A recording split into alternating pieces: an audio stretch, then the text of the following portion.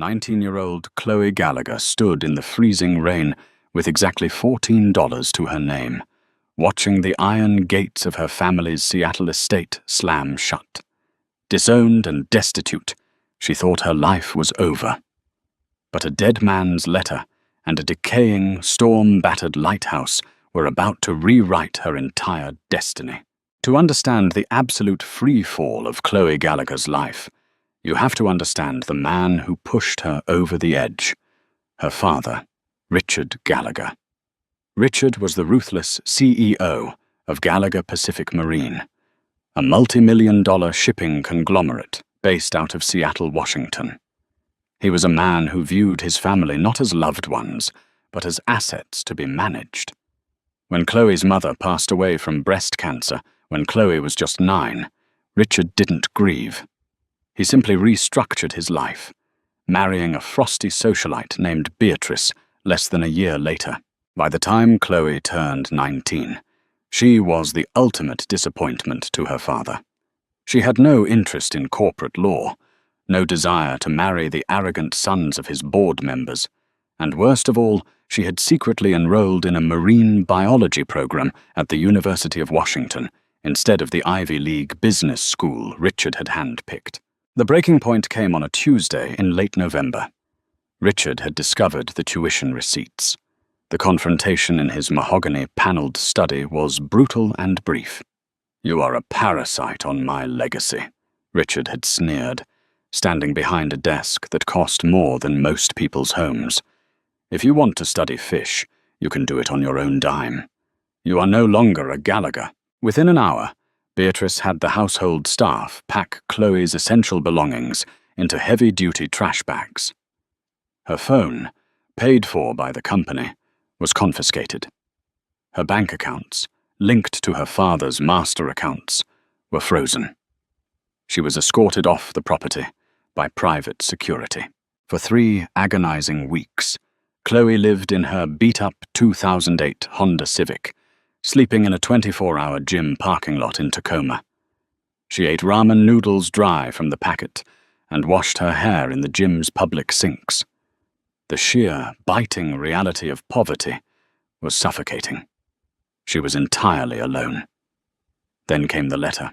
It was forwarded to a P.O. box she had hastily set up, sent by a boutique law firm located in downtown Portland, Abernathy, Reed, and Carmichael.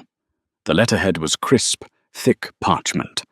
It requested her immediate presence regarding the estate of her late maternal grandfather, Arthur Pendleton.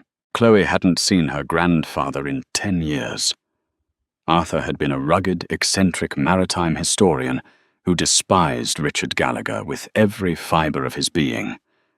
After Chloe's mother died, Richard legally blocked Arthur from seeing her, claiming the old man was a delusional hoarder. Arthur had passed away 6 months prior, but the execution of his will had been delayed by complex legal stipulations. Desperate, Chloe scraped together enough gas money to drive down to Portland. She sat in the immaculate, glass-walled office of Thomas Abernathy, shivering in her oversized thrift store sweater. "Your grandfather was a very cautious man, Miss Gallagher," Mr. Abernathy said, adjusting his silver-rimmed glasses. He pushed a thick, sealed manila envelope across the desk. "He knew your father would try to seize whatever he left behind. So Arthur established a blind trust. Richard has no idea this asset exists, and legally, he cannot touch it." "Asset?" Chloe asked, her voice raspy from a lingering cold. "Grandpa Arthur was broke. Dad always said he lived in a shack." Abernathy offered a tight, sympathetic smile. Arthur owned property. Specifically, he owned the title to the Hollow Shoals Lighthouse, situated on a privately owned 2-acre peninsula on the rugged northern coast of Oregon, just south of Cannon Beach. It was decommissioned by the Coast Guard in 1982, and Arthur bought it at a private auction. He left it entirely to you, Chloe, free and clear. He handed her a heavy, rusted brass key. "There's no cash," Abernathy added gently, "but the land itself is yours. It's a roof over your head." 2 days later, Chloe's Honda Civic sputtered down a muddy, overgrown coastal road that felt like the edge of the earth. The towering Sitka spruce trees closed in around her like cage bars until the road abruptly ended. There, standing against the furious, churning grey waters of the Pacific Ocean, was the Hollow Shoals Lighthouse. It was simultaneously breathtaking and terrifying. The tower was 60 feet of weathered white brick, scarred by decades of salt and wind. Attached to the base was the old keeper's cottage.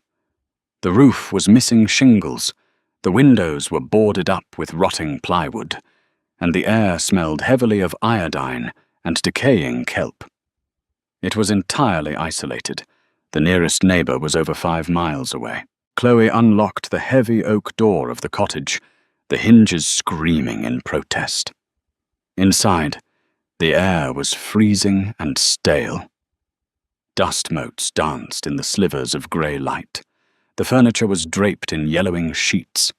There was no electricity, no running water, and a terrifying silence that seemed to press against her eardrums. But as she dropped her bags onto the hardwood floor, a strange sense of ownership washed over her. It was dilapidated. It was freezing. But it was hers. Richard Gallagher couldn't evict her from this. For the first time in a month, Chloe slept in a bed, wrapped in 3 heavy wool blankets she found in a cedar chest, listening to the violent crash of the ocean against the cliffs below. She had no idea that beneath her very feet lay a secret that would threaten to tear her family's empire apart. Surviving the first week at Hollow Shoals was a brutal test of endurance.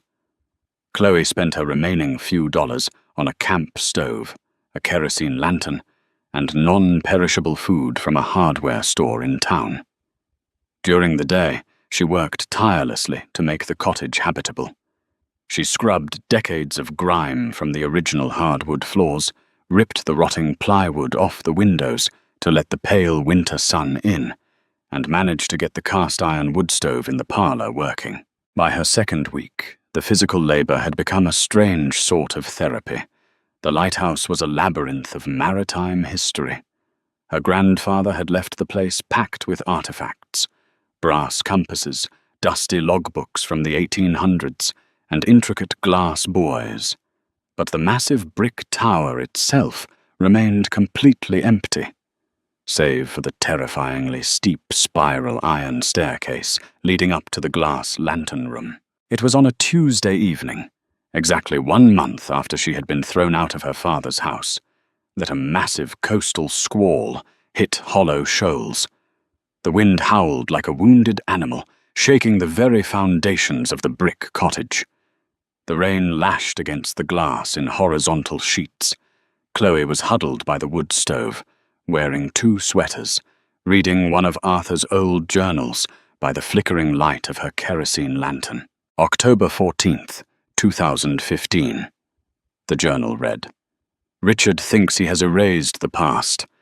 He thinks the paper trail was burned in the warehouse fire of '98. The arrogant fool doesn't realize the ocean always keeps its receipts. The foundation is secure. The girl's inheritance is buried deeper than his sins." Chloe frowned, tracing the faded ink. Warehouse fire of '98? She vaguely remembered her father's company suffering a catastrophic loss when she was a toddler, a fire that miraculously resulted in a massive insurance payout, catapulting Gallagher Pacific Marine into the stratosphere. Suddenly, a violent crack of thunder rattled the cottage, followed by a strange metallic groan that didn't sound like the wind. It sounded like shifting iron. Chloe grabbed her lantern, her heart pounding against her ribs. She crept out of the parlor and into the short, enclosed brick corridor that connected the cottage to the base of the lighthouse tower. This area was the old oil room, where keepers used to store hundreds of gallons of whale oil. It was entirely paved in heavy cobblestones. She lowered the lantern.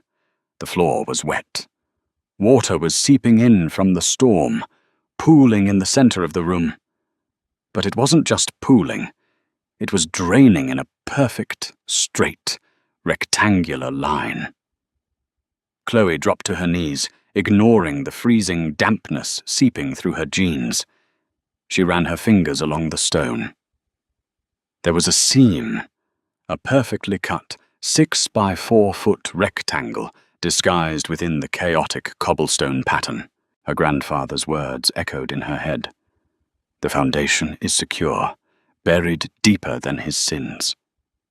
Frantic now, Chloe began searching the walls.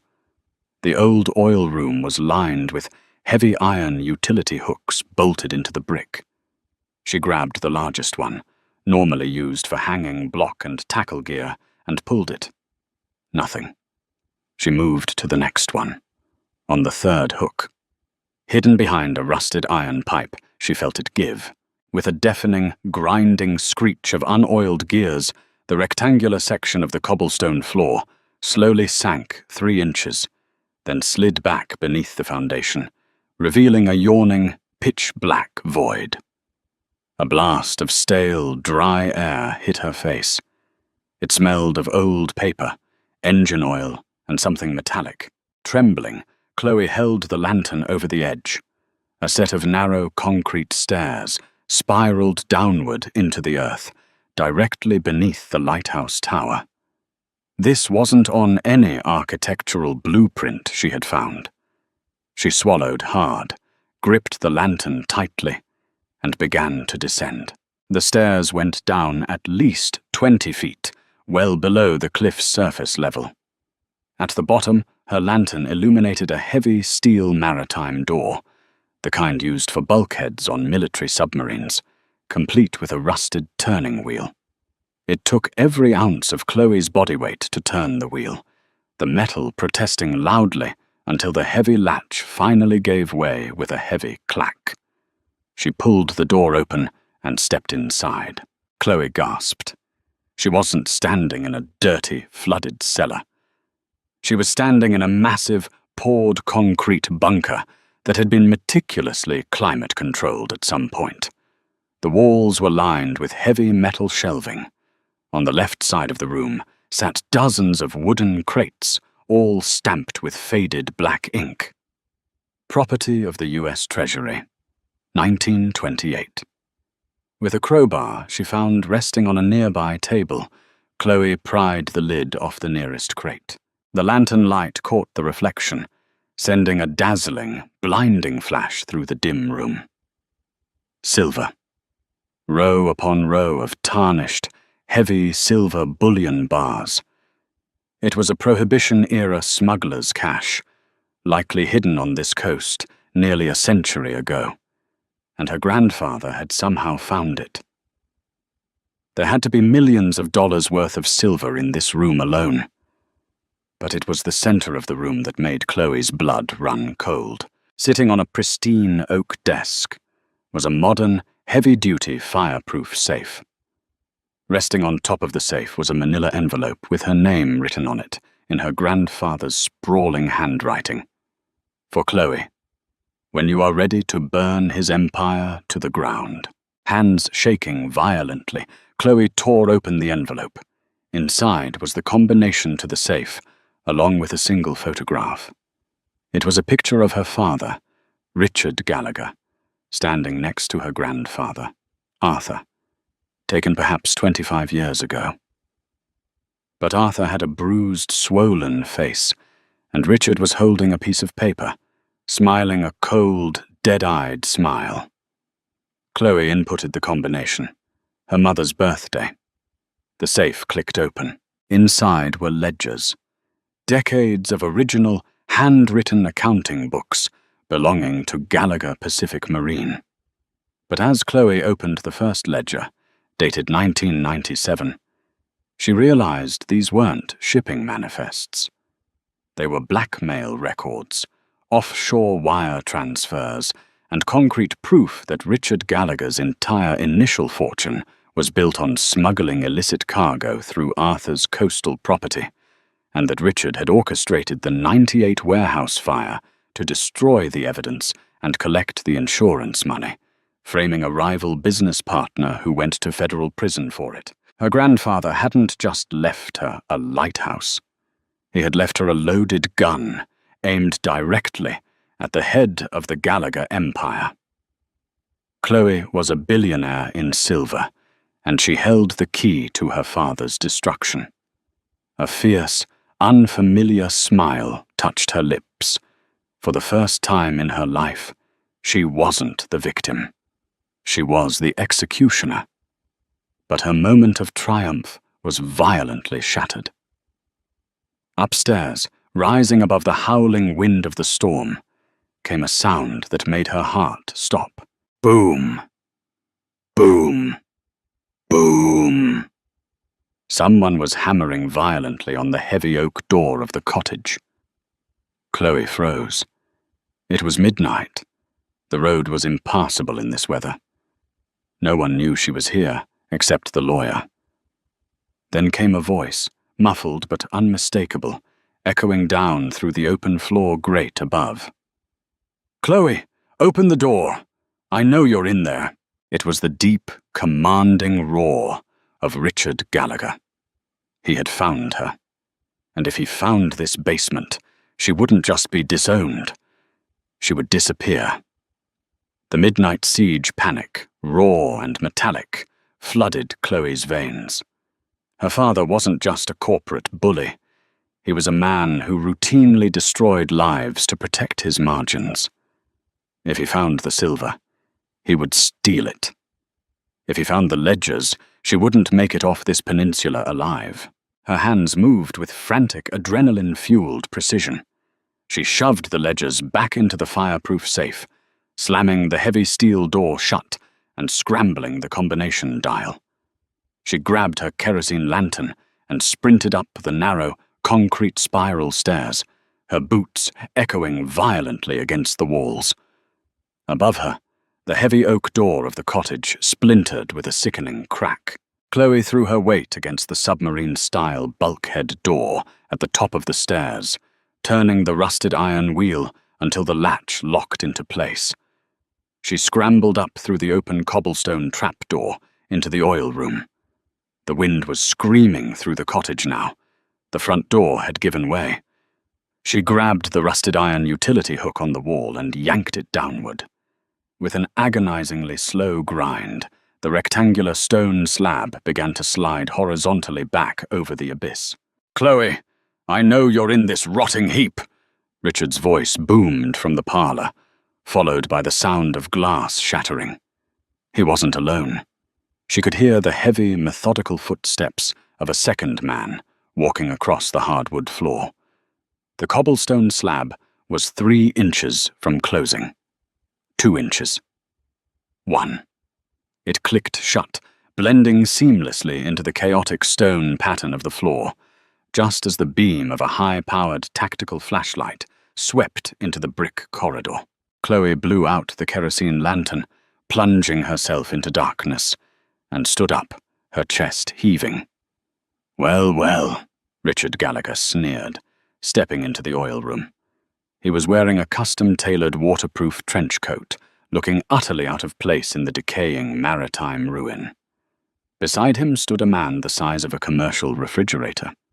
Chloe recognized him instantly. Harrison Croft, an ex-private military contractor who served as the head of Gallagher Pacific Marine's fixer unit.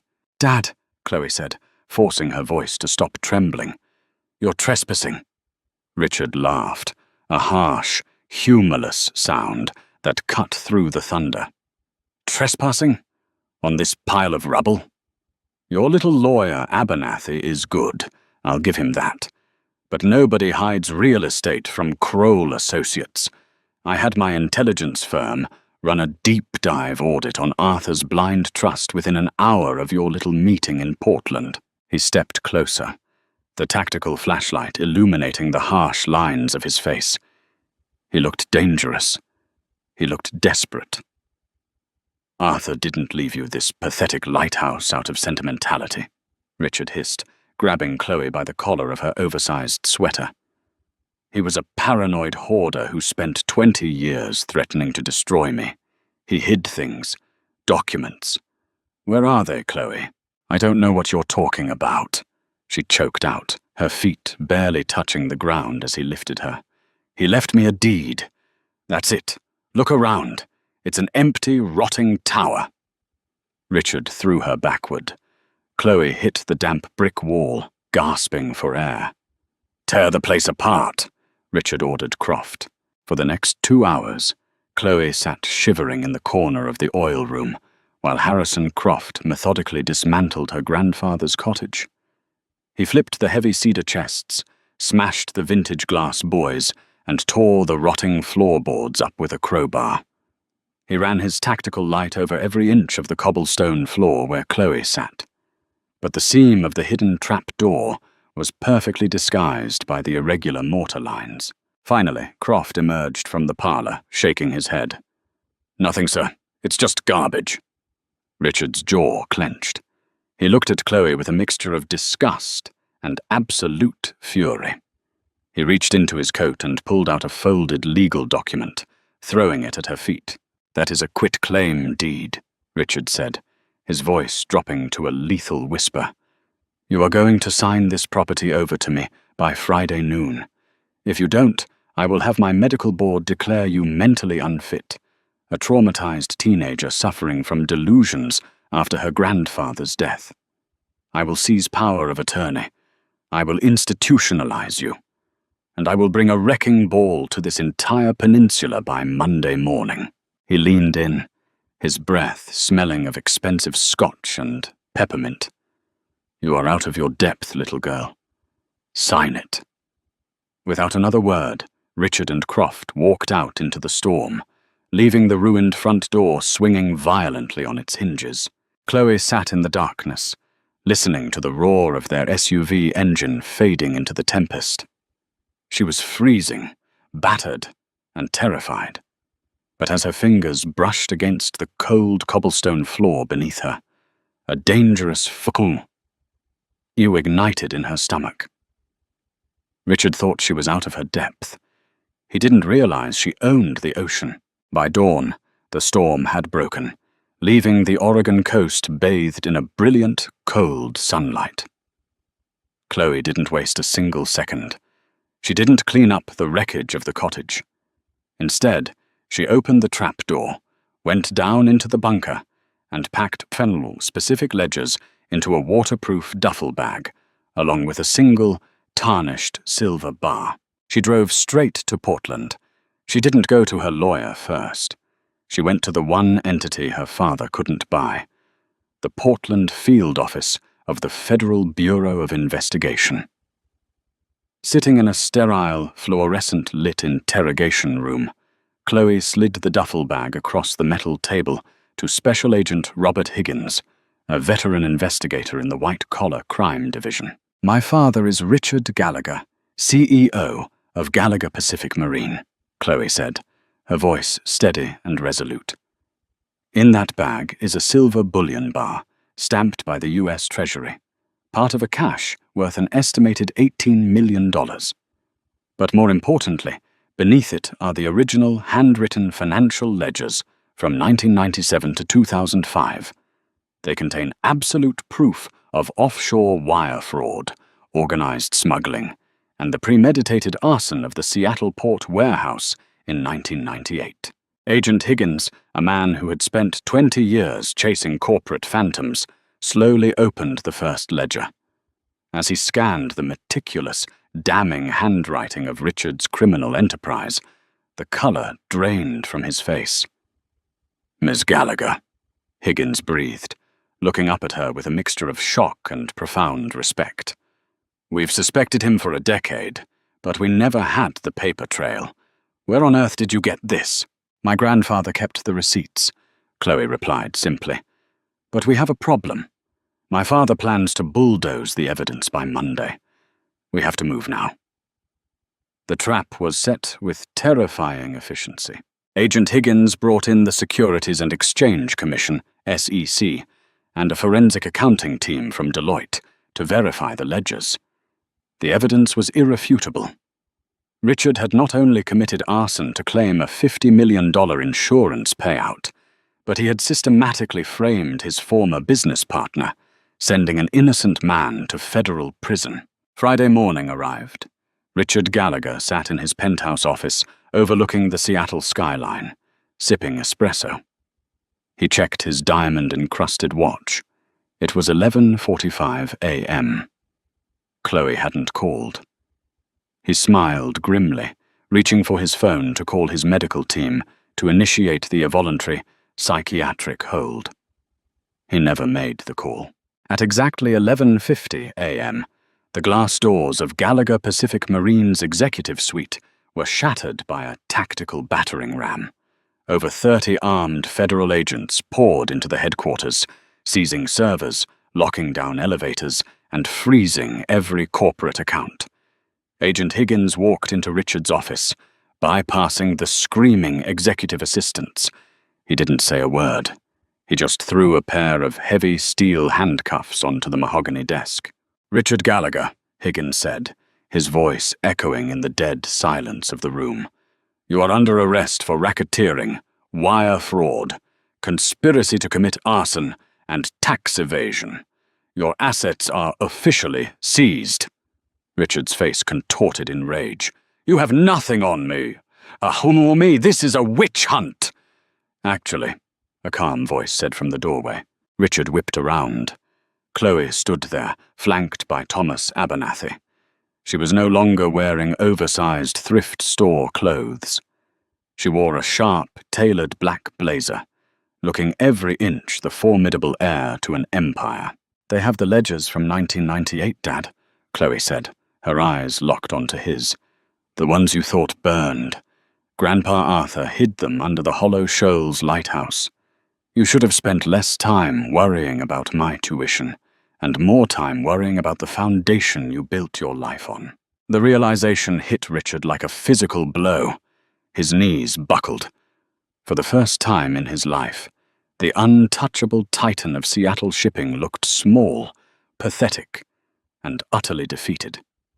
As the agents hauled him out of the building in handcuffs, the flashbulbs of the Seattle Times reporters illuminated his downfall for the entire world to see. The aftermath was a seismic shift in the corporate world.